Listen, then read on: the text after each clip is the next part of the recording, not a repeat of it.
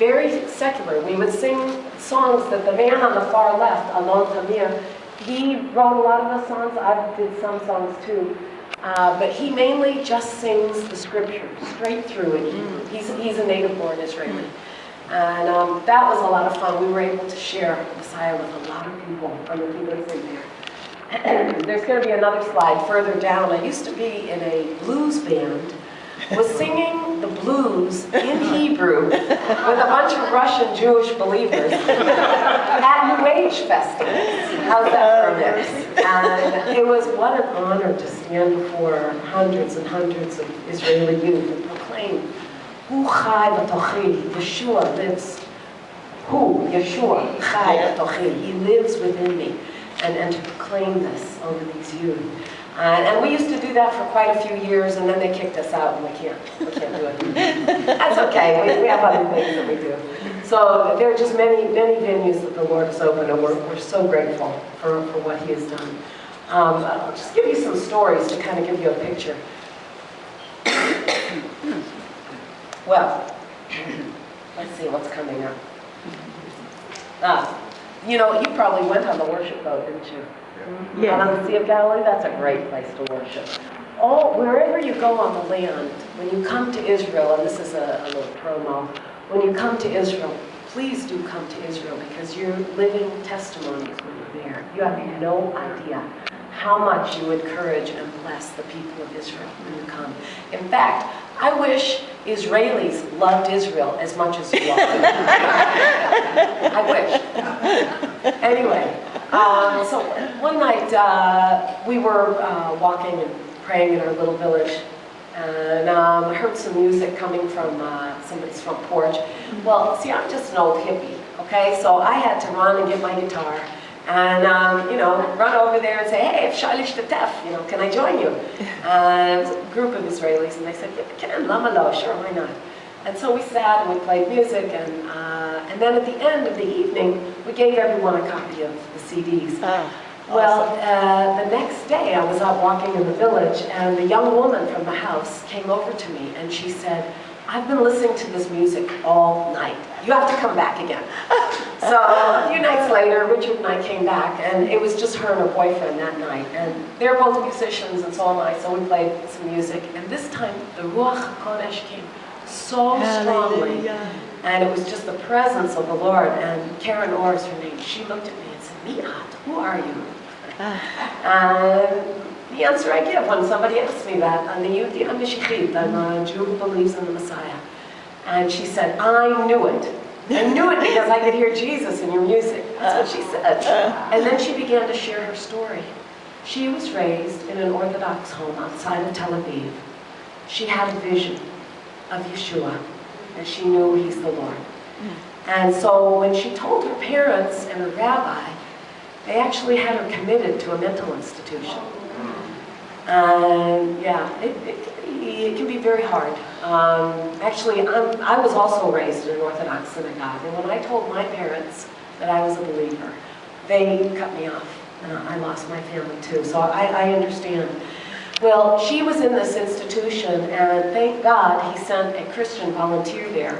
And when he found out why she was in there, he said, no, you're not crazy to believe in Yeshua, and he helped get her out of there. But she dared not talk with anyone about Yeshua until that night, as we sat on her front porch. Wow. And we turned the Bible to Isaiah 53. We said, here, read this. She read it in the Hebrew.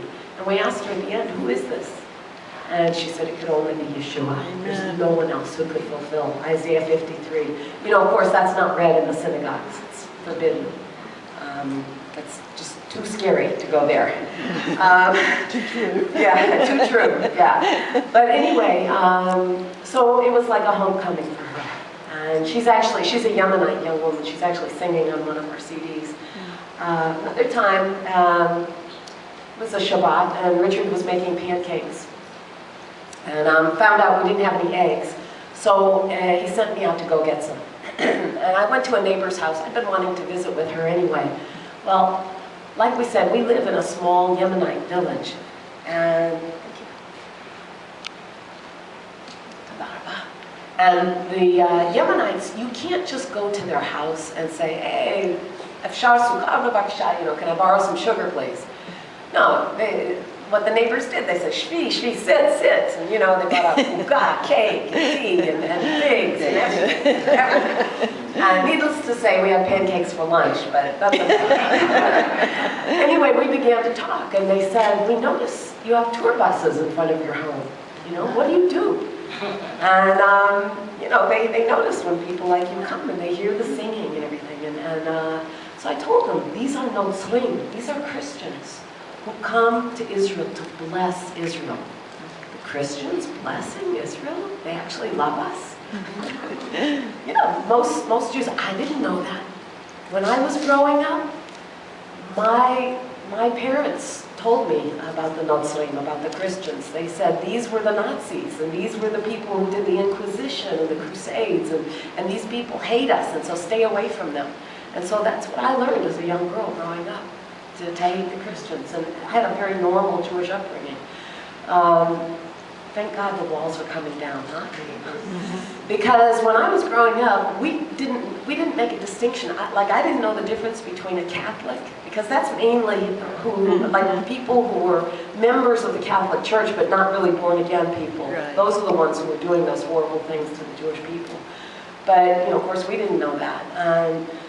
When I was growing up, though, I didn't know the difference between a Catholic and a Spirit-filled Pentecostal. They were all the same to me. And so, as I was sharing with our neighbors, yes, the Christians, the evangelical, the born-again Christians love Israel and pray for Israel. And we host them in our house for Shabbat or for other evenings. And we have a time of worship. Worship, what's that? I had to explain what worship is. Most Israelis don't know. And then they said to me, well, we know that you're like the Christians, but you're Jewish. So how does that work? So then I was able to give my testimony. Hallelujah. Hayali chazon. I had a vision. After university, I was a hippie, still am a little bit. I was living in Mexico, playing blues guitar in bars and cantinas. And one day I had a vision. And in this vision, a host of angels was singing, was playing the piano, and I looked up and saw Jesus, Yeshua. And it was like something literally came off my eyes. And it was truly a divine appointment. There's no other way to put it, because believe me, I was not looking for him at all. And what happened after that was it scared me. Because I thought, wow, I must be the only Jew in the world who believes. Who am I going to talk to? So I basically didn't talk with anyone. I was a secret believer for 4 years. After 4 years, the Lord led me to a Messianic congregation. And there I found out, first of all, I wasn't the only Jew in the world who believes. There are others. But more importantly, I found out that real Christians actually love the Jewish people. That you don't hate us. And this was such a revelation to me that I went through a healing and a deliverance in that congregation. And of course, now I love the Christians. I'm married to one, for goodness sake. I'm not, and thank God he has torn down that wall, because how else could we have this perfect picture of heaven? Jew and Gentile, one in the side. Yes, amen. So let me give you a couple more stories, just to give you the spiritual climate.